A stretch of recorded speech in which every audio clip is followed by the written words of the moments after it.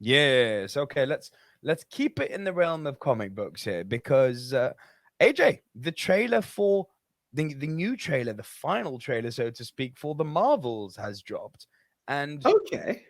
it's good because it finally lets me know what the hell this movie's about.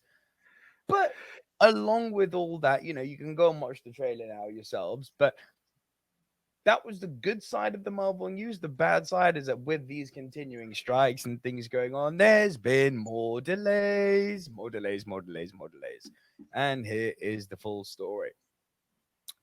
Marvel shuffles TV calendar with new dates for Agatha, Echo, and sadly, X-Men 97, which Hmm. sucks. Marvel Studios has reshuffled the release date for its slate of television shows. What If, Echo, and Agatha Coven of Chaos, now titled Agatha Darkhold Diaries, terrible name, are among the titles receiving new dates. The move comes amid Hollywood strikes as well as a general pullback at Disney Plus. The writers' strike began May 22nd, while the actors went on strike July 14th, significantly impacting production and development. At the same time, sources say Marvel wants to focus its efforts to make each title an event for fans and audiences alike. The studio has decided that spreading out its content is a more prudent strategy. Thank you. Bob Iger returns to Disney and some sense starts to kick in. Thank God. It's a far cry from last year's San Diego Comic Con when Marvel unveiled plans for Phase 5 and 6 of its movies and television shows. 2023 particularly heavy with shows, with 5 planned, only the spring's Secret Invasion and October's Loki, and as the Hollywood Reporter can reveal, What If Season 2 remains of that plan for this year. The Hollywood Reporter poked around the Marvel scheduling changes, and here's what sources say is the new rundown. As previously announced, Loki season 2 will be the only show to hit this fall, debuting on Disney Plus on October 6th. Expectations remain high for Tom Hiddleston and Owen Wilson fronted series that centers on alternate timelines. More of that. Great.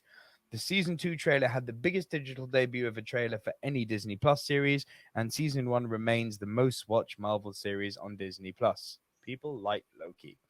The second season of Emmy winning animated series What If will debut around Christmas Day, although it should be noted the animated show is not a holiday themed series. Like the namesake comic on which its premise is based, What If is an anthology series that looks at key moments in the Marvel Cinematic Universe and how they would look in different timelines. Jeffrey Wright returns as the voice of the Watcher, the alien narrator. What If was originally slated for an early 2023 release. I'm not reading about Echo because no one cares. And next on the schedule will be X-Men 97, the animated series that acts as a spiritual and tonal continuation of the classic 1990s series that aired on Fox. The series, first announced in 2021, was originally planned for a full 2023 debut, but will now premiere in early 2024. The show is being described by sources who have seen it as retro and a love letter to the original. A season 2 remains in the works. AJ, thoughts on the old news of new news, that is more and more and more delays? As I said before, and I'll say it again, I understand. Am I bummed out? Yes. X-Men 97 has bummed me out more than most news has when it comes to comic book. And I haven't even finished the original X-Men cartoon, if I'm And on honest. me. But I'm pumped and I'm excited over it. I know I'll watch the first episode before even finishing that series because I'm so excited to see what they've got. For sure. But again, I'm in support of this. Like, people's jobs are at risk, and these are the people who provide me entertainment. So why am I going to turn my back on them? So while I have to pay the price of not getting what I want when I want it, it's a price I have to pay to continue to get what I want in the long run. So yes, it sucks, but that's just my view. I'm not going to turn my back on what I say in terms of being a supporter of the strike. Yes, it hurts, but give the people what they want. They're only looking for fair pay and job security. Like, anyone who has the opportunity to secure their job will do it. And we have to pay the price. Going back to what you said about Loki, I totally agree. The highest viewed show, it doesn't make it the best show. It's just that people like Hiddleston. He gave something that's worth watching in the films, and that's what excuse me, why the series is continued. So yes, it sucks, but we need to do that. The Marvels. Look, I need to finish Miss Marvel before I can make any real judgment. I am excited for it because it looks fun, Miss but Marvel fun. the Marvels will be something that I will enjoy. It probably is one that I will be like. I'm more excited for the Marvels than I was Ant-Man 3, if I'm honest, when it comes to going to the I cinema. still haven't seen Ant-Man 3. Neither have I, which we need to apparently watch before watching Loki season 2. That's a guaranteed fact. But yeah, like I'm excited to see the film because it looks like it will be fun. The trailer looked fun. I don't know what it helped. I'm treating the Marvels as a standalone movie. I am not a Phase 4 fan, right? He said the MCU died with Endgame with me. I will go to see a Marvel film when I'm ready. This one looks fun. I will see it. If it then entices me to want to see what their universe has again, I will. Whatever Nick Fury has on Disney Plus, I've not watched. This, the Marvels, interest me. I will see it. So yes, it sucks to wait, but it's for a good cause, so I'll wait. I mean, yeah, dude, I'm very much in the same boat. I've pretty much only watched, I think, 4 episodes of Secret Invasion, and then yeah, it's been fine, and it's just there, like most of the Marvel content has been. Like legitimately, I'd say there's been only one truly great Marvel movie in Phase 4, and that was Guardians of the Galaxy Volume 3. Um, Listen, and and making all of what we're saying now this kind of meh feeling towards Marvel, relating it to these delays and strikes. These strikes are the biggest blessing in disguise for Marvel ever. It gives them a chance to sort out this nonsense going on with Jonathan Majors.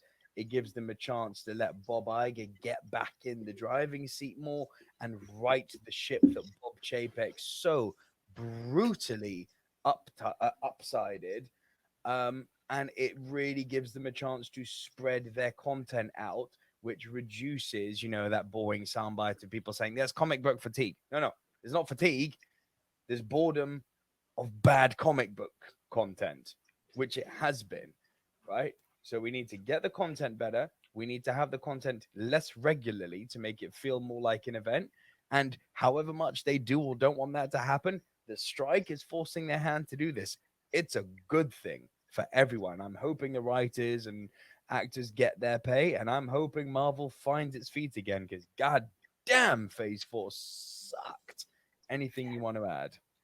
No, it's that like more work needed on that front.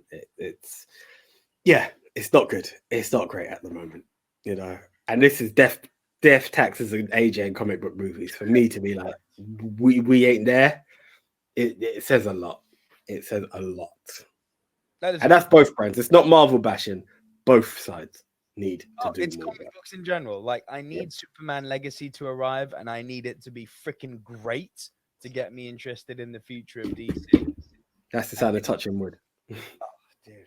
Like, is there a comic book movie in recent memory that's more important than Superman Legacy, that has more riding on it than Superman Legacy being good? Because remember what we all said, like, Nick, coming up to 10 years ago now. If Batman and Superman sucks, the DC EU is dead.